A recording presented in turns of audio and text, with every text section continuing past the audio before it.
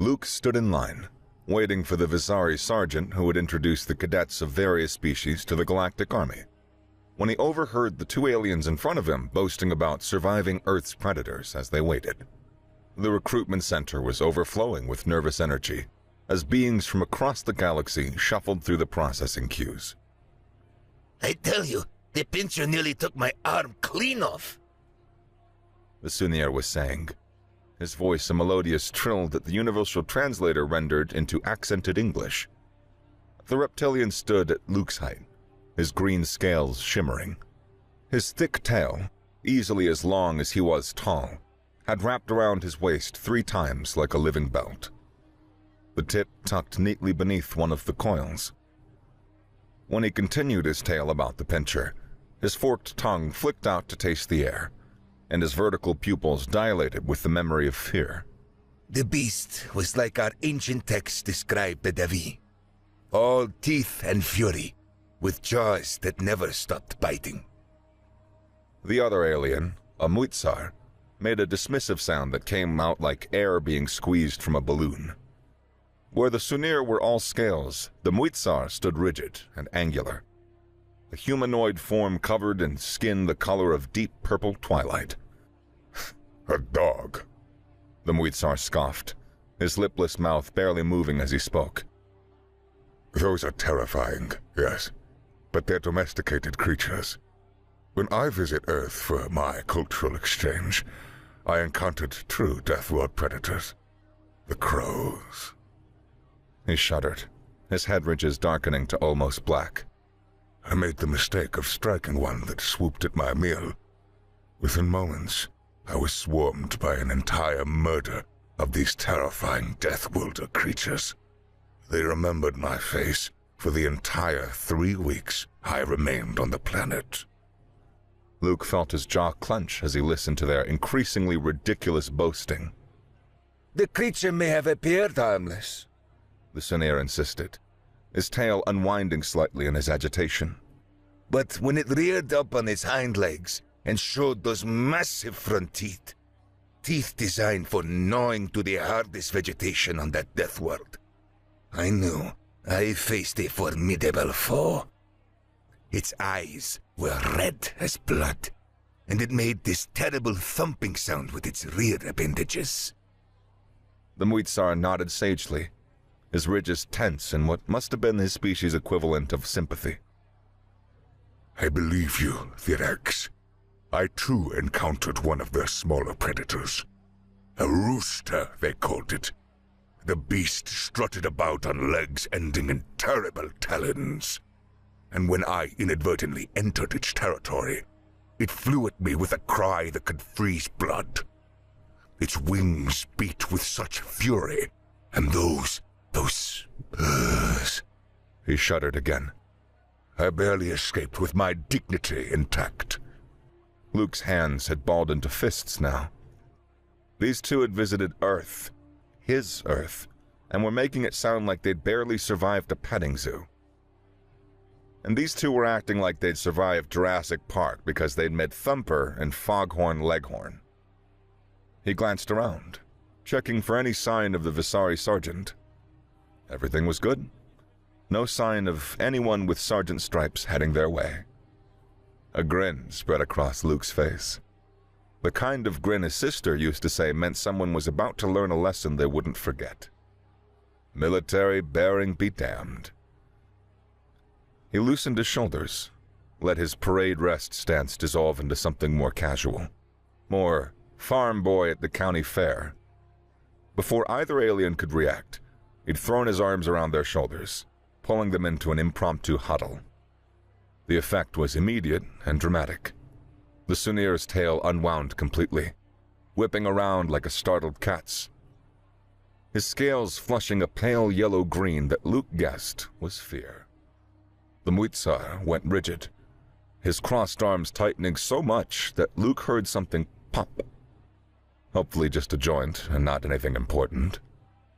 Both aliens' eyes, or in the Muitzar's case, the trio of optical organs arranged in a triangle on his face, went wide with terror. "Hey there, friends," Luke said cheerfully, his grip firm but not painful. "Name's Luke Patterson from Earth, specifically the Great Plains region of the North American continent. Pleased to meet fellow survivors of my homeworld's fauna." That is it. The Sunir stammered, his translator struggling with the rapid-fire squeaks of his alarm. You moved so quickly, we didn't hear. "Thirax, right?" Luke interrupted smoothly. "And so you must be..." Quirfall, the Muitsar managed, his voice higher pitched than before. Of the Muitsar's collective third sphere. You're touching us. Humans touch strangers. "Oh, we're not strangers," Luke said with a laugh that he made sure showed plenty of teeth. "We're all Galactic Army now, right? Brothers in arms.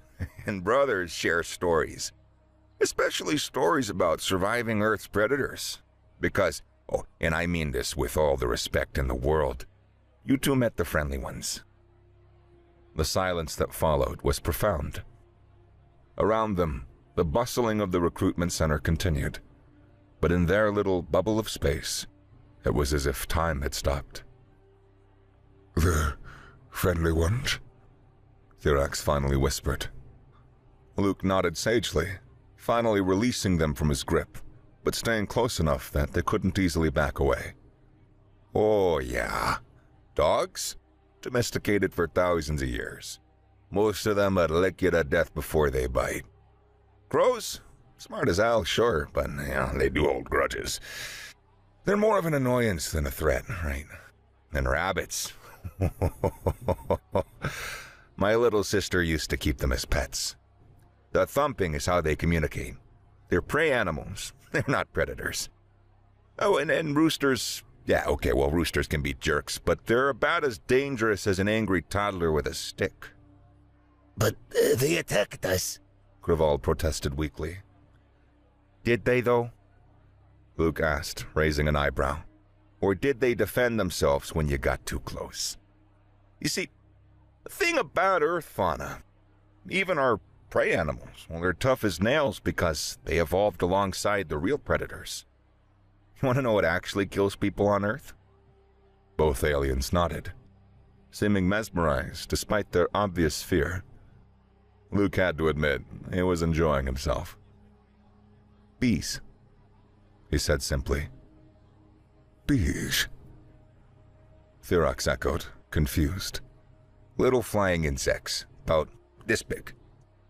Luke held up his thumb and forefinger about an inch apart.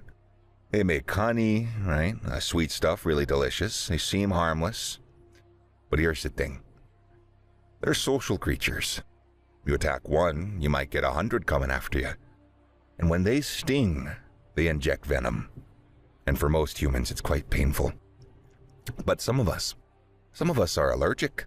That tiny little sting can cause our throats to close up, our bodies to go into shock. We can die in minutes without medical intervention. More humans die from bee stings each year than from all other large predator attacks combined." Grevald's optical organs were practically bulging out of his head. But they're so small. "Exactly," Luke said, warming to his theme. "That's Earth for you. It's not the big obvious threats that get you." That is impossible. Thirax breathed, but Luke could see he believed every word. "And those are just the insects," Luke continued, really getting into the rhythm now. "You want to hear about the real predators? The ones that make dogs look like stuffed toys? I knew a Sunir once. Came to Earth about 5 years ago as part of a diplomatic mission. Decided that he wanted to see the real wilderness, not just the cities. So we went camping in Alaska." Luke paused for dramatic effect, noting how both aliens leaned in despite themselves. They found what was left of him 3 days later. Bears got him. Grizzly bear, to be specific. 3 meters tall where it stands on its hind legs. Claws like knives. Can run faster than a ground vehicle in short bursts. The Sunir had stored his food in his tent, right? Big mistake. 3 meters? Thirax's tail was wrapping around his body again. Tighter this time.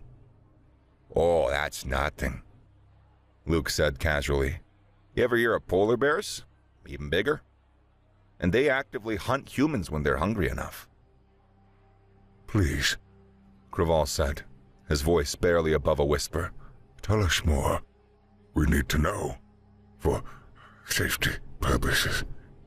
Luke almost felt bad for them. Almost. He went on, painting a vivid picture of Earth's deadliest inhabitants. It told them about inland taipans, about African elephants that killed more people annually than most predators, about hippos, herbivores that could kill. With each revelation, Thirax and Craval seemed to shrink further into themselves. Their initial boasting had completely evaporated, replaced by terror. And don't even get me started on the plants, Luke added. Manchineel trees with fruit that can kill you, and sap that causes severe burns. Giant hogweed that... What in the void is going on in here? The booming voice cut through Luke's narrative like a plasma blade. All 3 of them snapped to attention, or tried to. Luke managed a passable parade rest. Thirax's tail got tangled in his legs and he nearly fell over. Craval's arms were still crossed, but he'd gone so rigid he looked like a purple statue. The Vizari sergeant had arrived. She stood 2.5 meters tall, covered in short green fur that bristled with irritation. Her 4 arms were placed on her hips in a gesture that was universally recognizable as, "You're in trouble now." Her face was vaguely feline, with large eyes that seemed to see everything and approve of nothing. "Cadets Patterson, Thirax, and Craval," she growled, somehow knowing all their names without being told. "Would any of you care to explain why you're socializing like this is a cocktail party, instead of maintaining proper military bearing while awaiting introduction?" "Sergeant, Luke began. "Did I ask you to speak, Cadet Patterson?" Her eyes narrowed. "I've been watching you 3 for the last 5 minutes. Hugging? Storytelling? Is this how you think the Galactic Army operates?" "No, Sergeant!" all 3 responded in unison. "I should hope not." She looked over them with obvious disdain. "You'll have plenty of time to swap your little stories in the barracks. Right now, you're going to get back in formation and pretend like you have some semblance of military discipline. Move!" They scrambled to comply, Luke taking his place behind the 2 aliens who were now standing at what they probably thought was attention. Luke suppressed a grin as the sergeant stared at him. And as the sergeant droned on about regulations and expectations, Luke found himself looking forward to the barrack conversations to come. Maybe he'd tell them about Australian wildlife next time, or venomous snakes. Or maybe he'd be nice and tell them about the actually friendly Earth animals. Maybe.